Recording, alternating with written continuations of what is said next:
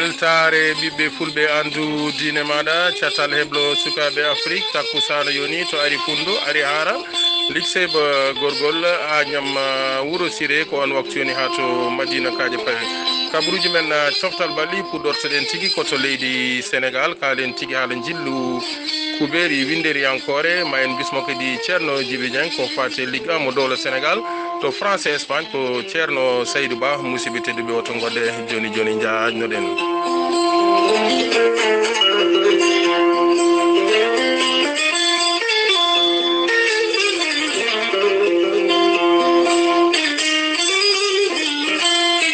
jam ñalle moon musidɓe tedduɓe eɗen goni e abde sappo e ɗiɗi mboya ujunnaji ɗiɗi e sappo e jeetati no mbirinoɗen e gardidi kabaruji meɗen puɗɗortoɗen tigui koto dowla sénégal kalen tigui haala jillu kuɓeeri winderiyankore hanki hoorejo leydi sénégal son excellence monsieur Macky Sall o jaɓɓimo tigui délégation mo FIFA kamɓe ɓe ganduɗa wonde ɓe goni koye jillu guila ñande sappo e ɗiɗi siilo ujunnaji ɗiɗi e sappo e jeetati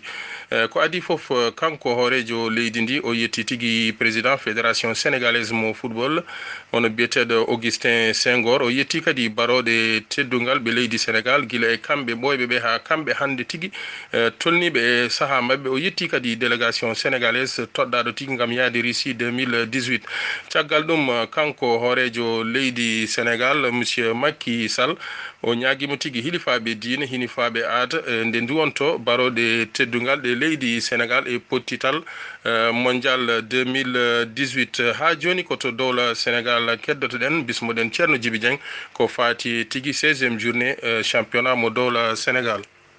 Allah jarama ceernam ceerno Gueladio Sow caggal calminali jettoro no mbiruɗa ni ko noon tigui Ligue 1 sénégalaise fetti tigui oɗo weekend ko yowti e 16e journée o e woni tan noon ɓeɗo ganduɗa ko kañumen goni Mbour Petite Côte koko fiya tigui taw ko piggal musgal no fewi e nder galle muɗum fi ɗum noon ko Jambour mo Louga loggi joyyi e gotel génération foot kam jaɓɓino ɓeɗo ɓe ganduɗa kañumen goni ñaari tali ko génération foot fiɓe piggal musgal no fewi luggi nayyi e gotel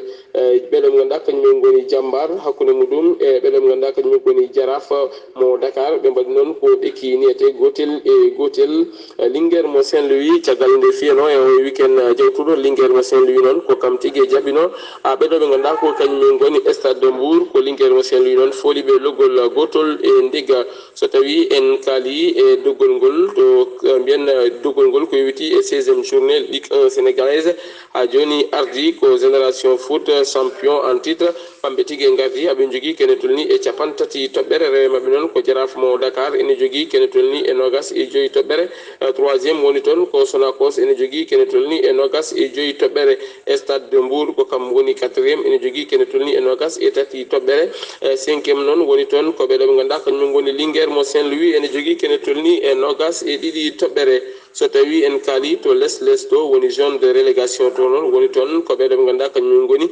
mbiyen ɓeɗo ɓe ganduɗa kañumen goni ñaari tali wondude e ɓeɗo ɓe ganduɗa kañumen goni Guédiawaye FC kam e union sportif mo wo kam ceerno Gueladio Sow ko ɗum tigui woni ko kemnoɗen tongude ko yowiti e 16e journée Ligue 1 sénégalaise a jarama Seydi Dieng sen gummima to dowla sénégal ma en jatigui ha to Europe naciren tigui to Angleterre kalen tigui haala jincude Premier League anglaise ñande sappo e goho mboya ujunnaji ɗiɗi e sappo e jeetati Manchester United ko kañum tigui jaɓɓino Liverpool ko Manchester fooliɓe loggi ɗiɗi e gotel Everton jaɓɓino Brighton ko Everton fooliɓe loggi ɗiɗi e ndiga Huddersfield e Swansea City mbaddi ko ɗekki ndiga Newcastle kañum tigui jaɓɓino Southampton ko Newcastle fooliɓe tigui loggi tati e ndiga West Bromwich ko kañum tigui jaɓɓino Leicester City ko Leicester fiiɓe tigui e nder dingral mabɓe loggi nayyi e gotel Burnley ko kañum tigui fooli West Ham United e dingral muɗum loggi tati e ndiga Chelsea ko kañum jaɓɓino Crystal Palace ko Chelsea fooliɓe loggi ɗiɗi e gotel ñande sappo e go mboyo tigui Arsenal ko kañum jaɓɓino Watford ko Arsenal tigui fiiɓe loggi tati e ndiga Tottenham ko kañum tigui fi Burnley e nder galle muɗum loggi nayyi e gotel hande jamdi nogas Stoke City ma jabbo Manchester City. Deggutiral ngal ko ni sifori. Manchester City ko kañum tigi ardi deggutiral ngal ene jogii toɓɓe capanɗe jeeɗiɗi e jeetati. Manchester United rewi hen ne jogii toɓɓe capanɗe jeegom e joyi. Tottenham rewi hen ne jogii toɓɓe capanɗe jeegom e goo. Liverpool ne jogii toɓɓe capanɗe jeegom. Chelsea ene jogii toɓɓe capanɗe joyi e jeegom. Crystal Palace, Stoke City, West Bromwich ko ɓen tigi ngoni e zone de relégation. Sen gummima to dowla Angleterre ma en jatigi ha to dowla France bismoɗen ceerno Saydou Ba ko fate Ligue 1 o dowla France. yawur seydi Sow ceerno Gueladio Sow kabaruji men coftal ɓalli jeeten ko toon to leydi France ko fate ñalngu nogas e jeeneɓijo mo Ligue 1 mo dowla France juɓɓinaɗo ñande aljuma aset e alet ñande aljuma ko oɗo équipe biyeteɗo Strasbourg ko kañum tigi jaɓɓi Monaco ko Monaco kay heeɓi folde Strasbourg e nder galle mumen loggi tati e loggol gotol ñande aset sappo boy hitande ujunnaji ɗiɗi e sappo e jeetati e ñalngu nogas e jeeneɓijo ko Dijon ko kañum jaɓɓino Amiens ɓe mbaddi ko ɗekki gotel e gotel.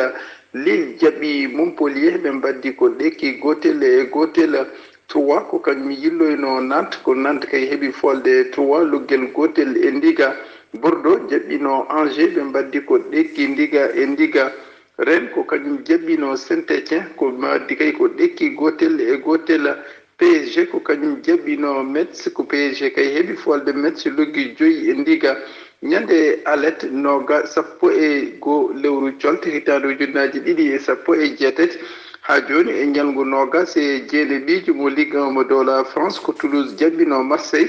ko Marseille kay heeɓi folde Toulouse e galle mumen loggi ɗiɗi e loggel gotel.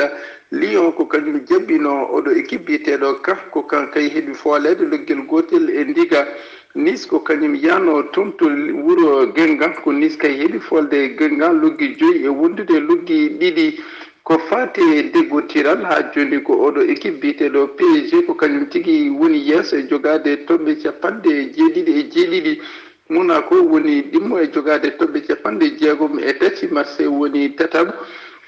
jogade toɓɓe capanɗe joyi e jeenayyi. Lyon woni nayaɓo e jogade toɓɓe capanɗe joyi e nayyi. Nantes woni joyaɓo e jogade toɓɓe capanɗe nayyi e tati. Ko fati e classement walla mbiyen deggotiral woni meilleur buteur ko oɗo kay biyeteɗo Cavani jeewowo kadi toon to équipe PSG ko kañum kay jogui bituji nogas e nayyi e wondude e nder ɗinon bituji nogas e nayyi o marki hen kay penaltiji ɗiɗi walla fayi fettaji ɗiɗi. Neymar ko kañum woni ɗimmo kadi joueur ko toon to équipe PSG en jogui bituji sappo e jeenayyi. oɗo biyeteɗo Falcao taw joueur kadi ko toon to équipe Monaco en jogui bituji sappo e jeeɗiɗi. Diaz taw kadi joueur ko toon to équipe Lyon en jogui bituji sappo e jeegom. Fekir taw kadi joueur ko toon to équipe Lyon en jogui bituji sappo e jeegom. A jarama Seydi Ba. Sen gummima to dowla France ko ɗon tigi mbaɗaten tabal jen ha to Espagne kalen haala Liga mo dowla Espagne. noon tigi ceerno Gueladio Sow jeeten ko toon to leydi Espagne ko fate Liga mo dowla Espagne e ñalngu nogas e jeetaɓijo juɓɓinaɗo ñande aljuma aset e alet. ñande aljuma ko FC Gérone ko kañum tigi jaɓɓino La Corogne ko FC Gérone heeɓi folde La Corogne loggi ɗiɗi e ndiga. ñande aset ko Malaga jaɓɓino FC Barcelone ko FC Barcelone kay heeɓi folde Malaga e galle mumen loggi ɗiɗi e ndiga.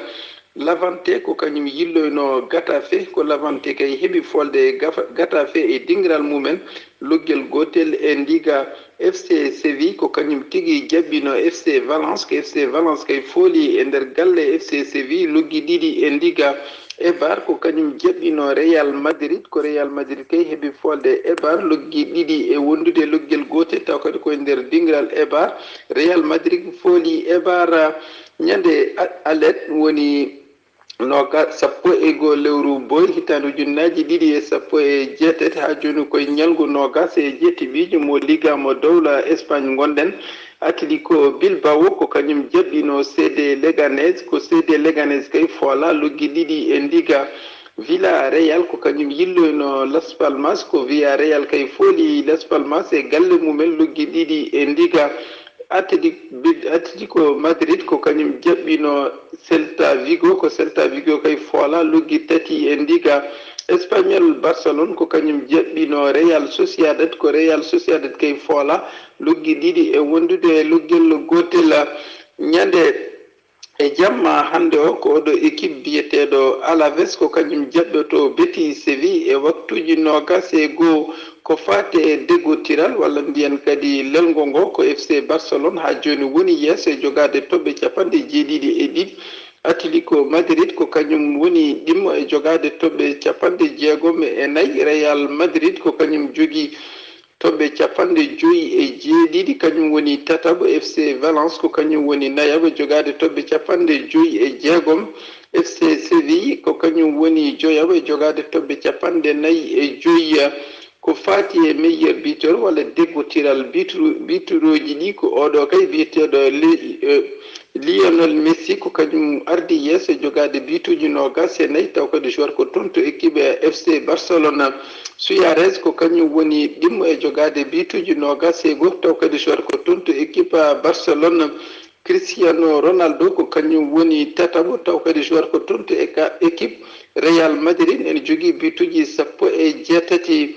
Griezmann ko kañum woni nayaɓo jogade bituji 16 taw kadi joueur ko toon to équipe Atletico Madrid ceerno Gueladio Sow ko ɗum ɗo tigui wonno ko tonguden kabaruji men e coftal ɓalli toon to leydi France e toon to leydi Espagne ɗum noon yo jaam Allah ñallana men ko musidɗo moon Seydou Abouba mo weltare ɓiɓe fulɓe jooɗiɗo e dowla France. Amin Seydi Ba sen gummima to dowla Espagne jahaten tigi ha to koto dowla Allemagne kalen tigi haalan juncuɗi Bundesliga taw tigi ko 26e journée Bayern Munich ko kañum tigi jabbino Hanovre FC ko Bayern fooliɓe loggi jeegom e ndiga Hanovre 96 ko kañum tigi fi Augsburg e nder galle muɗum loggi tati e gotel Hertha Berlin e Fribourg mbaddi tigi ko ɗekki ndiga Hoffenheim ko kañum tigi fi Wolfsburg loggi tati e ɓolum Bayern Leverkusen ko kañum tigi wadde Borussia Mönchengladbach ko Bayern Leverkusen fooliɓe loggi ɗiɗi e ɓolum ñande 11 Mboyo Stuttgart e Leipzig mbaddi tigi ɗekki ndiga Borussia Dortmund e Frankfurt ko Borussia Dortmund fooliɓe loggi tati e ɗiɗi hande jamdi 19 pawdi hojomaji capanɗe tati Werder Bremen jabbo tigi Cologne deggotiral ngal ko ni sifori Bayern Munich ko kañum tigi ardi deggotiral championnat mo dowla Allemagne ene jogui toɓɓe capanɗe jeegom Schalke 04 jaforon ne jogui toɓɓe capanɗe nayyi e jeegom Borussia Dortmund ne jogui toɓɓe capanɗe nayyi e joyi Bayern Leverkusen ne jogui toɓɓe capanɗe nayyi e nayyi Frankfurt ene jogui toɓɓe capanɗe nayyi e ɗiɗi Hamburg FC e Cologne ko ɓen tigi tawate e zone de relégation gasi ha laaɓi ko tongunoɗen e kabaruji coftal ɓalli to Sénégal ko ceerno Djiby Dieng to France et Espagne ko ceerno Seydou Ba aadi meɗen e kabaruji men coftal ɓalli ko ñande aljuma e sawtol ceerno Djiby Dieng ɗo e nden yo jaam Allah wona men kettiki malaki e jayde moɗon weltare ɓiɓɓe fulɓe andu diine maɗa.